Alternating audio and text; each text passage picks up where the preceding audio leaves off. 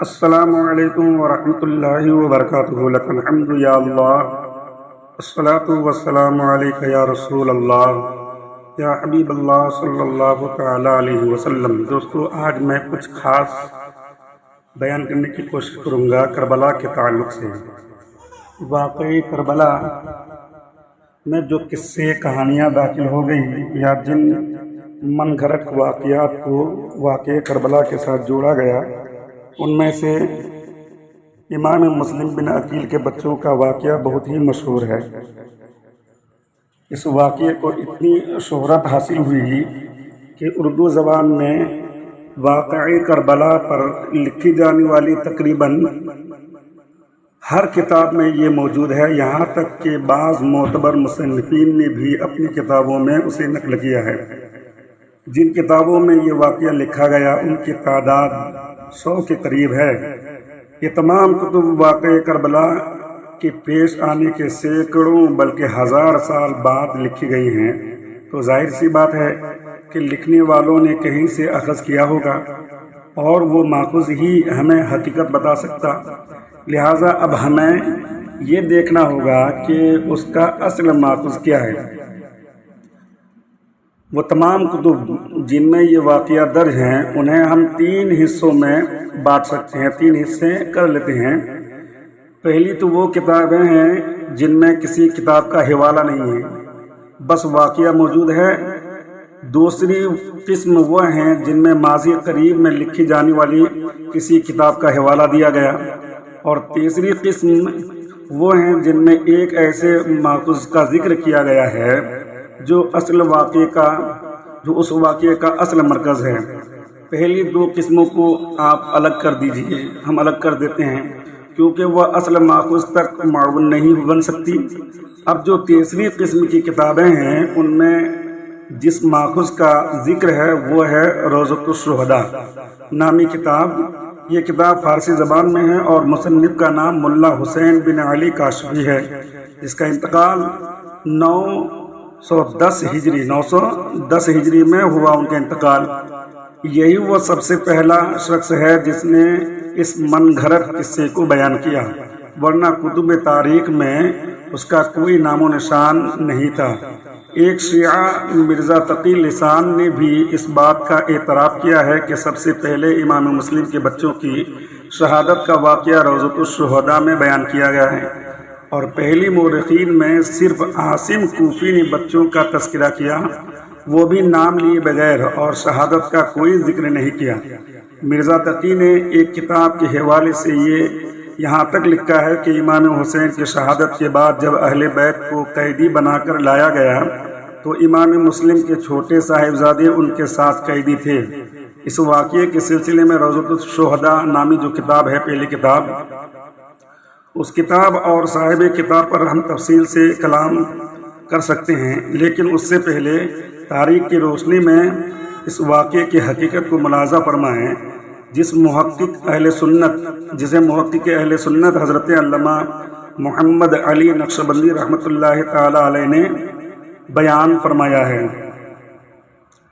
علامہ ابن اثیر جزری لکھتے ہیں کہ امام مسلم بن عقیل جب کوفہ کی طرف روانہ ہوئے تو پہلے مدینہ میں رسول اللہ صلی اللہ تعالی علیہ وسلم کی مسجد میں گئے، اور نماز ادا کرنے کے بعد 2 راستہ بتانے والوں کو اجرت پر لے کر ان کے ساتھ جانب کوفہ چل پڑے۔ راستے میں سب کو بہت زیادہ پیاس لگی، جس کی وجہ سے وہ دونوں مر گئے، اور مرتے وقت امام مسلم کو پانی کا راستہ بتا دیے گئے۔ یہ ایسی کتاب کا حوالہ ہے، اور یہ جو میں نے بتایا یہ قسمیں ہیں الکامل فی التاریخ جلد نمبر 4 اور پیج نمبر 21۔ یہ ایسی کتاب کا حوالہ ہے جسے شیعہ و سنی دونوں معتبر جانتے ہیں۔ اس میں امام مسلم کے بچوں کا کہیں کوئی ذکر نہیں۔ امام مسلم کا مدینے جانا، راستے میں پیاس لگنا، دونوں راستہ بتانے والوں کی موت ہو جانا، اس پورے واقعہ میں امام مسلم کا بچوں کو ساتھ لے جانا مذکور نہیں ہے۔ اگر بچے ساتھ تھے تو کہیں تو ذکر ہونا چاہیے تھا، خصوصاً پیاس کے وقت ان کی حالت کا ذکر ہونا چاہیے تھا۔ علامہ ابن خلدون، علامہ ابن کثیر اور طبری نے بھی امام مسلم بن عقیل کے بچوں کا ذکر نہیں کیا، حالانکہ مدینے جانے راستہ بتانے والوں کو ساتھ لینے اور پیاس کی شدت سے انتقال کر جانے کا تذکرہ سب نے کیا۔ تاریخ ابن کثیر جلد نمبر 8 پیج نمبر 198 اور تاریخ ابن خلدون جلد نمبر 2 پیج نمبر 512 اور تاریخ طبری جلد نمبر 4 پیج نمبر 147۔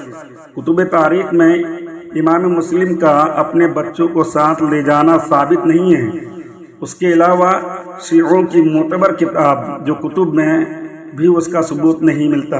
شیعوں کی سب سے بڑی کتاب زمین کتاب بحار الانوار جو 100 جلد 10 جلدوں میں مشتمل ہے، اس میں بھی امام مسلم بن عقیل اور راستہ بتانے والوں کا تذکرہ ہے، لیکن بچوں کا کوئی تذکرہ نہیں ہے۔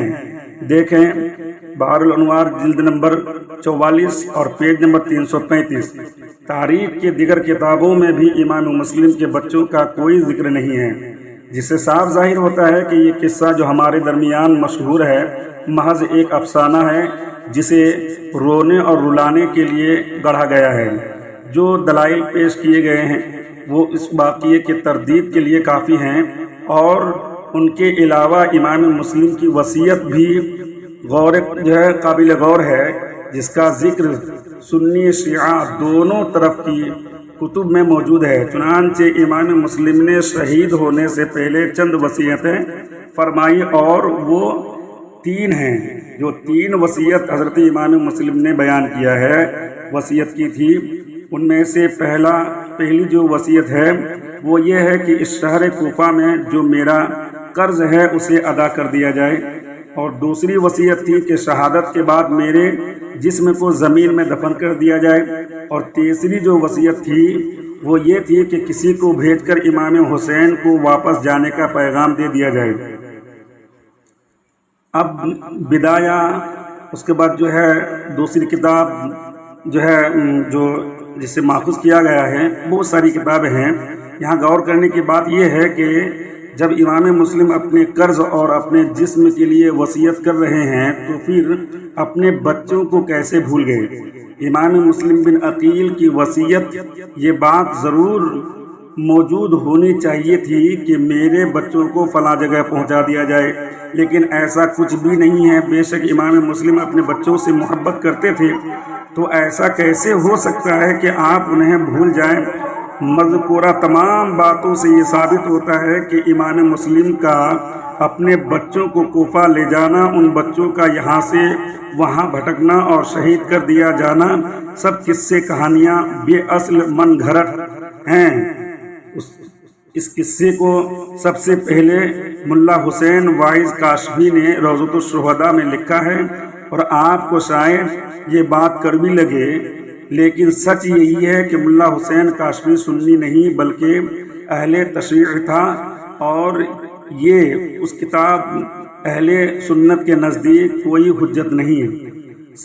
سنی شیعہ کی معتبر تاریخ کی کتب سے یہ ثابت ہوتا ہے کہ امام مسلم بن عقیل اپنے بچوں کو ساتھ لے کر نہیں گئے تھے، اور پھر بچوں کے شہادت کا جو طویل قصہ کتابوں میں موجود ہے وہ صحیح نہیں ہے۔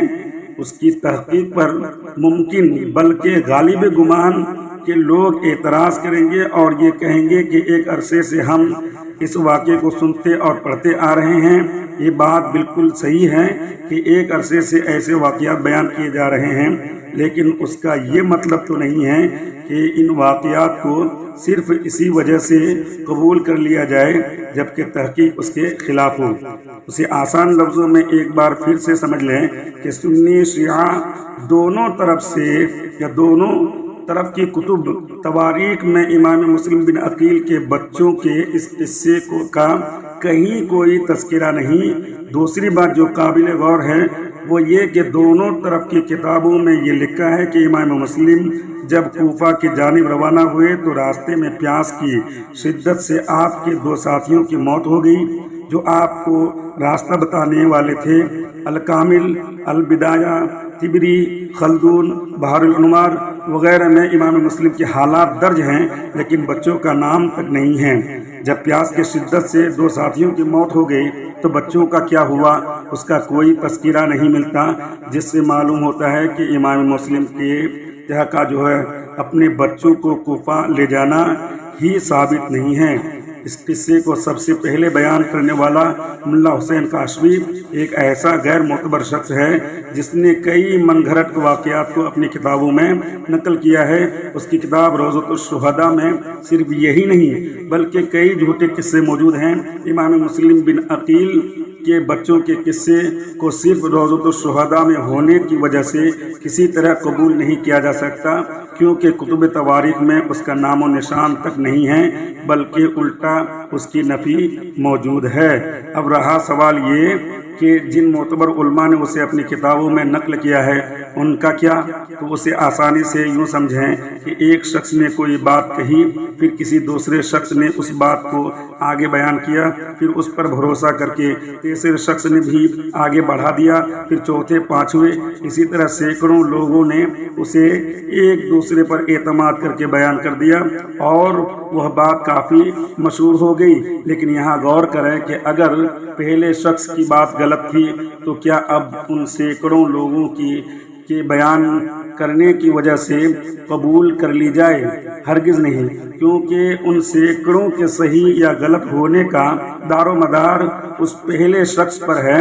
لہذا اگر پہلا صحیح تو سینکڑوں لوگ بھی صحیح قرار دیے جائیں گے، اور اگر پہلا غلط ہے تو وہ بات غلط ہی رہے گی۔ اسی طرح امام مسلم بن عقیل کے بچوں کے قصے کو سب سے پہلے لکھنے والا شخص ہی جھوٹا ہے تو پھر بات ختم ہو جاتی ہے۔ واللہ اعلم بالصواب۔ السلام علیکم ورحمۃ اللہ وبرکاتہ۔ Need a personal loan?